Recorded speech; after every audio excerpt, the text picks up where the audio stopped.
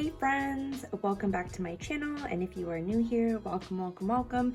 My name is Natasha. I am the crafty creator behind this channel, Crafting Extreme Love, and today I'm going to be sharing with you a memory planning project. This is my main form of memory keeping. If you are new here to my channel, it is something that I absolutely love to do and have been doing so for years. I am currently using a classic sized Happy Planner, and I've got it on the extra large discs at this time. I do carry 6 months at a time, so I have January from June and one album, if you want to say one planner, and then I have July through December in this current planner that I have in front of you. So one thing that I have done this year is I have upcycled, so I've reused and repurposed old Happy Planner covers and dividers. So I have been using a variety of different actual inserts, which I do have a little brief intro over on my IGTV of what I'm doing for December daily this year. But today's video is going to all be about using blues and greens from the new Cocoa Daisy Cranberry Rose December collection to beautify old dividers. So this divider is actually, I'm gonna say, from 2017. And I have been using these to help me divide through the months. And each month I go ahead and I decorate and give it almost like a facelift, if you want to say, for that month. And I've really loved enjoying getting crafty and using different materials from my stash to add a little extra kind of scrappy detail. I'll have to show you August. I've also used this, I think I want to call it, was like Backyard Oasis collection from Cocoa Daisy. I loved all the bright colors. So today I'm going to be doing that with the December divider. Now today over on the Cocoa Daisy blog, we are focusing all on blues and greens from this kit. So I've got a bunch of beautiful goodies over here, and I did want to highlight this or sign up for this blog post in particular because I live in Southwest Florida and we don't have much of a snowy winter, but we have incredible lush green landscapes here. The Everglades are right in our backyard, and we also have the beautiful Gulf to the west of us. So I thought that the blues and greens idea was fun to pull on because during these months we actually get to spend as Floridians a substantial amount of time indoors. You know, I want to say it's the opposite from a lot of you folks up north who you guys, retreat in for the winter, where for us we are escaping that really hot heat in the summer. So what I'll be doing today, as I mentioned, I've pulled a bunch of beautiful blues and greens along with some of these snowflakes and glam elements, as I will call them. And what I'm gonna do is take one of the pattern papers from the kit, and I'm gonna go ahead and adhere this down to the divider.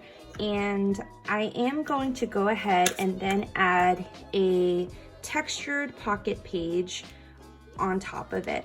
Now, if you are following along and you are interested in recreating what I show you today, if this bugs you to have a little bit around, you can totally make it work. You could add washi tape here.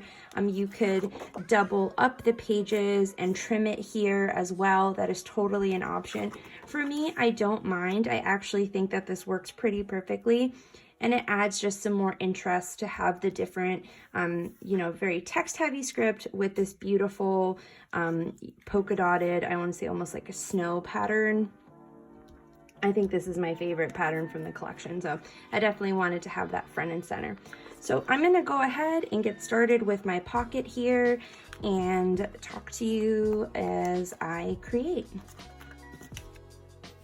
For my first step in the process, I am going to adhere this pattern paper from the pocket memory keeping kit directly onto my dashboard. Now, as I mentioned in my intro, I'm going to go ahead and center it so I can play off of the two patterns from the existing divider pattern along with the new pattern paper.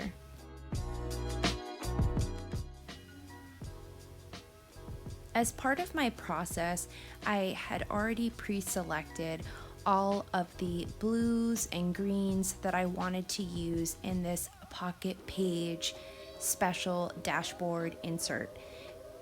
With selecting the materials ahead of time, this is definitely a way that you can prevent from getting overwhelmed and being able to focus on a specific color, or in this case, two colors, the blues and the greens from this kit. It allows me to actually be more creative because I have a limited amount of supplies in front of me versus digging through all of the different kits.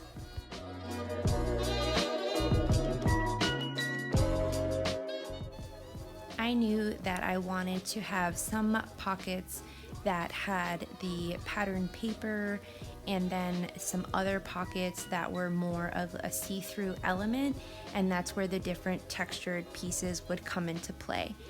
So with the balance of the pattern papers, when I was pulling these pattern papers from the kit, I wanted to use this bold poinsettia print, and then I also wanted something softer to play off of that, so it wasn't too busy to my eye.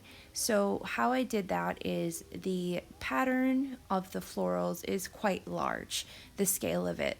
Now this script pattern, which you'll see that I use here as my second predominant pattern paper, has more of a soft and smaller scale print.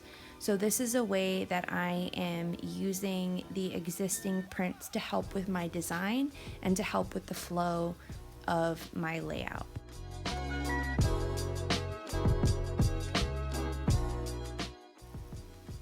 You will see throughout this process video, I do move elements around quite a bit, but one component that does remain the same is the placement of the pattern paper squares, which I had pre-cut ahead of time. And I was pretty strategic on how I wanted to place these pattern paper squares within the pocket pages. And for this, I was really taking the idea of balance into consideration. So going back to mentioning about this or describing this poinsettia pattern paper, it is a pretty bold print. And if I had stacked these two poinsettias squares on the left-hand side and did not have anything on the right-hand side, I felt that it would look off balance or would be too heavily weighted towards the left-hand side. So what I've done is I have staggered or placed them on a diagonal so that your eye is traveling amongst the different squares and not just particularly on one side with it being heavily weighted. Now that I've got my main pattern squares down, I have been adding some small details to the squares. So for the bottom middle script pattern square, I have used a vellum snowflake, which you can find in the pocket memory keeping kit. That is definitely one of the main kits that I used on this project. The stickers that I have used on that Comfort and Joy square are from the memory planning sticker kit. So that shows you that no matter what format of memory planning, they are a fantastic way to add non-bulk embellishment to your pocket pages.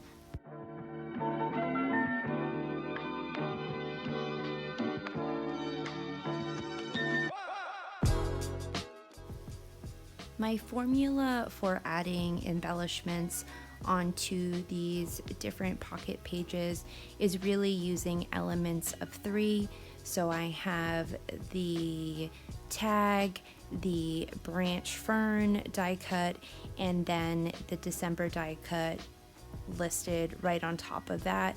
So that's one example of how I'm using 3 objects to build up my pocket page. Although this is a pocket page, I definitely wanted to add some extra pizzazz and glam. I would not say I'm a traditional pocket page scrapper. I love texture, so I was really drawn to this glam sequins that came in the classified memory keeping kit. If you want to call it probably more like sequin confetti, but it's definitely adding the extra glam. And going back to my intro, being here in Southwest Florida, the water is so important, and these almost remind me of like water droplets. I'm sure up north those would be, you know, pieces of ice or snow, but I felt they were really pretty nod to all of the water that we have around us here in Florida. So I am adhering these different sequin confetti elements with hot glue. I was unsure how the regular adhesive that I use would adhere to the plastic pocket page. I wanted something that would last. If you have a strong adhesive, I don't think that you would necessarily need to use a glue gun, but I am all about using what you have, and that is what I had, so I went for it. I do recommend that if you are going to use the glue gun, that you use some craft tweezers to use to help you place those items down so you don't burn your fingertips. At one point towards the end here, I was a little too excited. I overcommitted in the glue and definitely burnt the tip of my finger. So make sure that there's no crafting accidents and you are taking your time and obviously not going too adhesive crazy.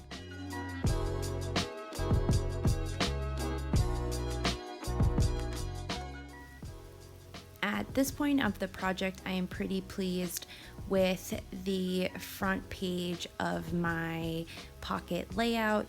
I have both items that are inside and outside of the pockets. I've also layered different elements.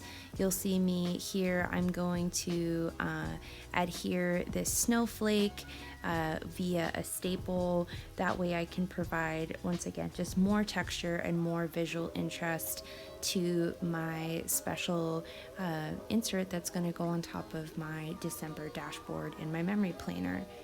Now I am about to move on to the back side of this pocket page. I realized that, okay, I've got the front portion of it where I'd like it to be, and now I am moving on to the back. So I'm going to be using one of these large memory planning stickers to go in the back, and I'm going to go ahead and split that in between 2 different boxes. I thought that was a fun way to play with the different elements from that sticker kit.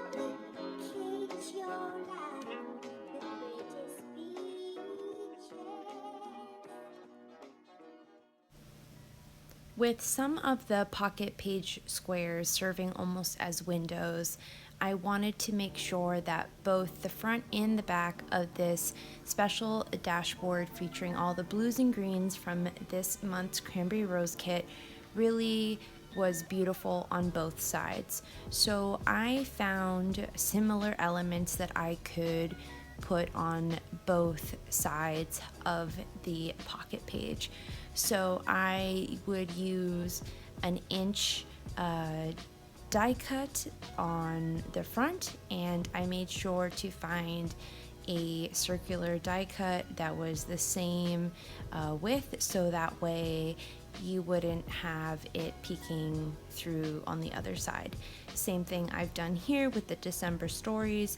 I made sure to go through the different traveler's notebook and pocket memory keeping kit to find two long and skinny adhesive die cuts to make sure that I could almost back those up, so that way none of that adhesive was showing through.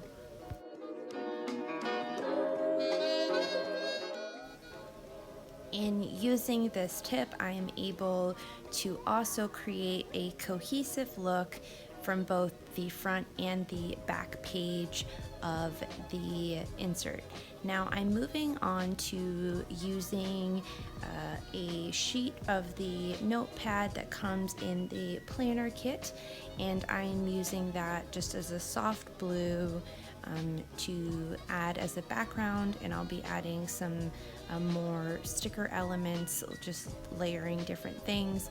I am primarily using the memory keeping sticker kit, and the other sheet that I am using to pull those little hearts is from the planner kit as well.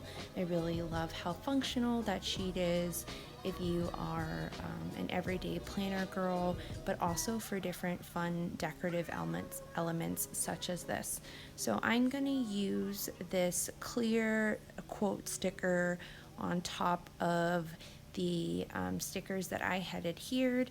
I do make a bit of a boo-boo, and I had placed that a bit too low, you'll see momentarily here, but I just adjusted the card to sit it a little bit higher than it would, being all the way squished down to the bottom of that pocket. And honestly, I like it even more. I just think it adds to the character of this project by having some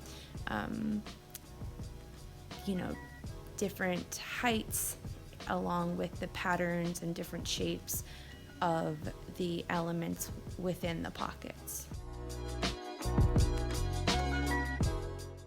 I will say that my 1-inch circle punch came in super duper handy, as I was able to provide a decorative backing to some of my pattern papers to continue with my blue and green theme.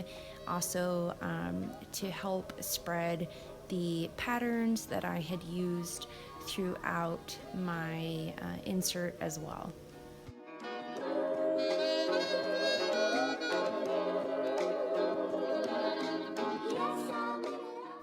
I did decide that I wanted to add some more texture because I just thought the front turned out so cute. So I wanted to continue that chunky and textured theme onto the back. So I did pull the chipboard from the pocket memory keeping kit, and I'm going to add a few of the elements here, once again really keeping into that 3 if not 4 elements to keep that formula and look consistent. I am going to use another one of those raindrops, and this is where, folks, I burned myself that I mentioned earlier in the process video, but it's okay, all worked out. Now I am gonna go back to the front, and I am going to adhere this snowflake onto my digit. Now these black acrylic numbers are actually from my stash. I did want to have something that was a black bold print to make sure it stood out on that pattern paper, so I did snag those from my kit. Now I am adding a tab, which can be found in the planner kits, and those have adhesive on them. I've talked about them in my different planner setup videos. I am obsessed with those. I definitely want those for every single kit. I highly recommend them. It makes life so much easier. And that just shows like the thought that is put into Cocoa Daisy's products. Now, that cute little joy text, those are from the classified memory keeping kit, and I just love how that turned out. So I'm just adding a few finishing touches and throwing this back into my memory planner. I really hope you enjoyed this process video and watching how I use the blues and greens from this month's cranberry rose kit. I highly encourage you to head on over to the Cocoa Daisy blog, where you're able to see some more close-up photos of all the juicy and delicious, beautiful embellishments that really glammed out and made this dashboard just such a statement moving into December. Thanks so much for joining me. If you did enjoy this video, please consider giving it a thumbs up. And if you're interested in seeing more content like this, such as memory planning, regular creative planning, or traveler's notebook spreads, please go ahead and subscribe to stay tuned to more future videos. Till next time, take care. Talk to you soon.